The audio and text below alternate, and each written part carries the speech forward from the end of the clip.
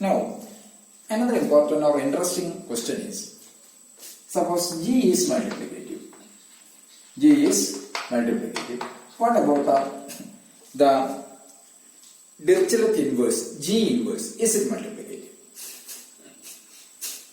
That is a very interesting question. So, the multiplicative arithmetic function, suppose f is an or G is an arithmetic function which is multiplicative.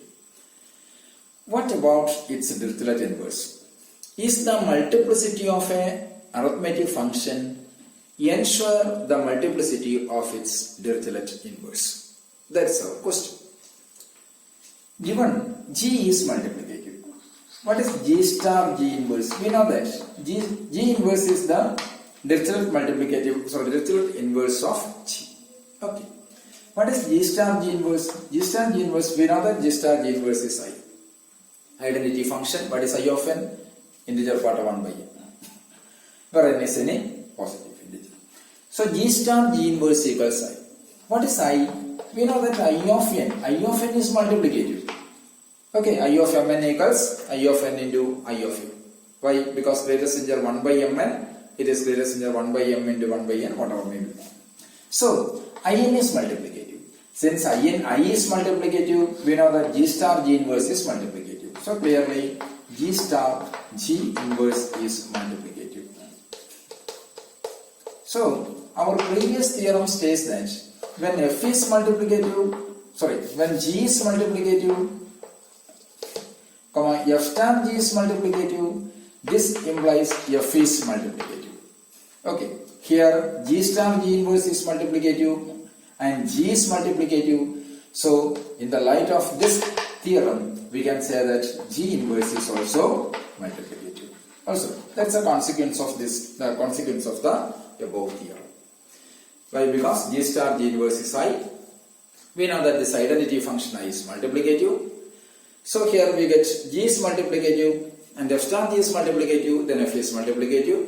So from that result, corresponding to here, G star G inverse is multiplicative, G is multiplicative. So we can say that with the help of that theorem, G inverse is multiplicative. Okay. So our conclusion is,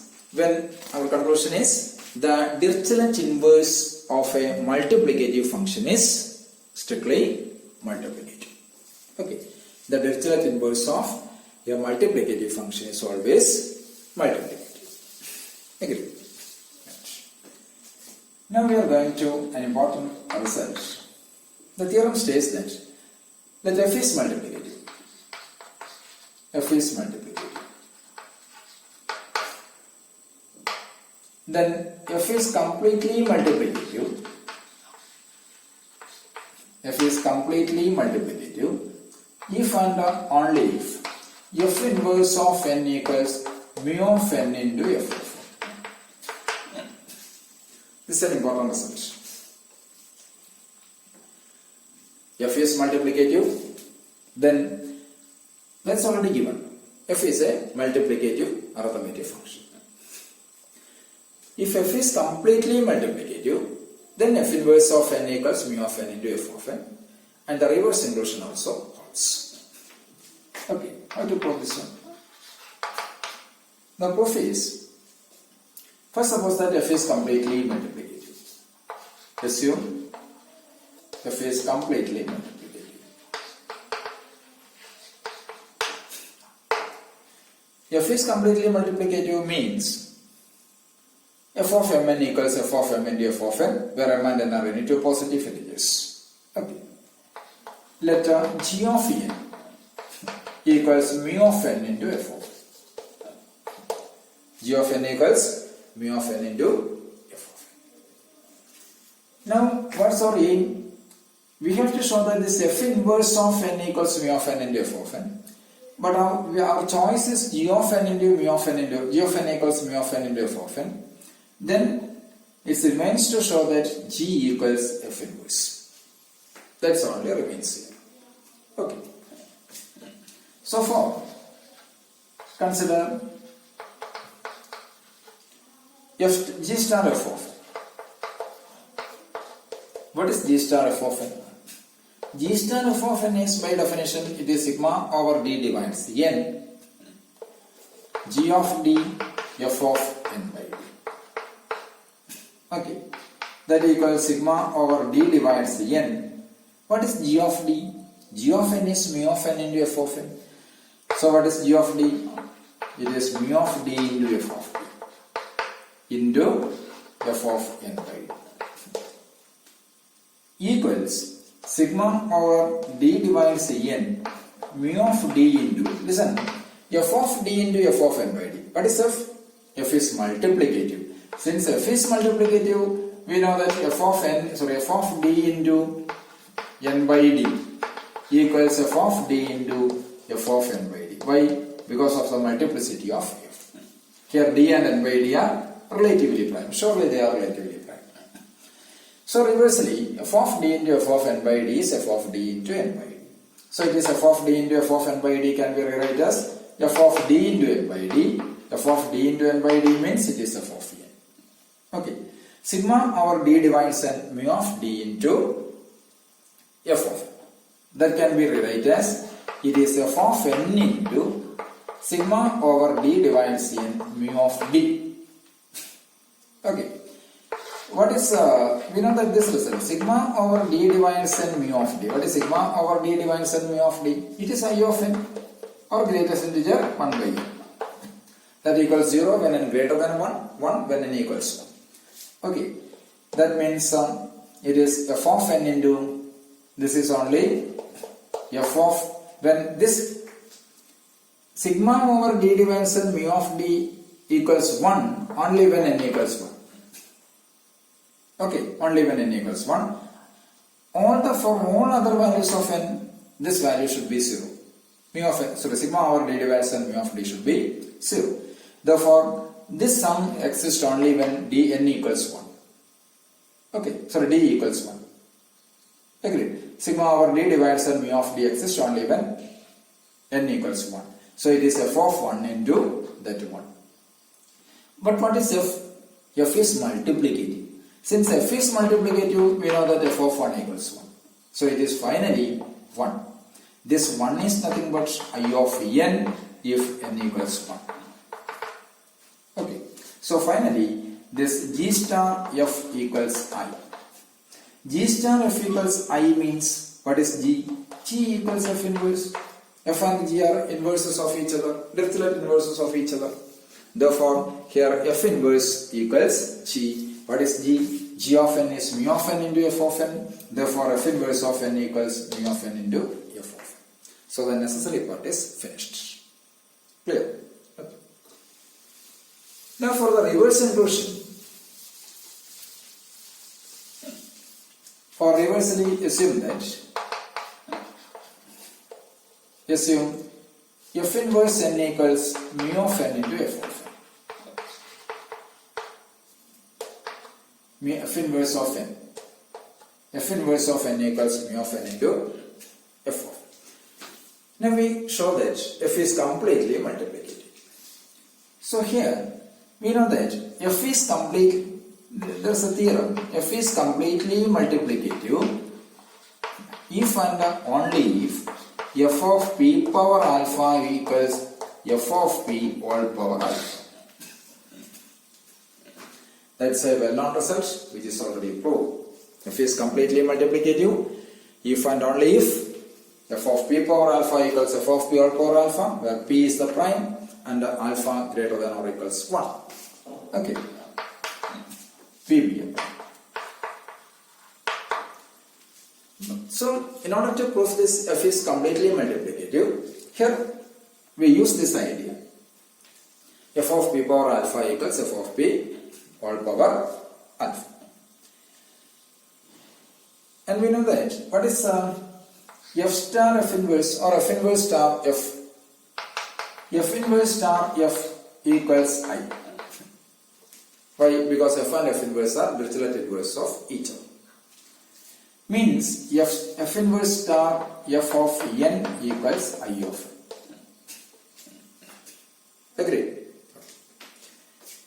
By definition of Dirichlet product, it is sigma over d divides n f inverse d into f of n by d equals I of n. Agreed. So,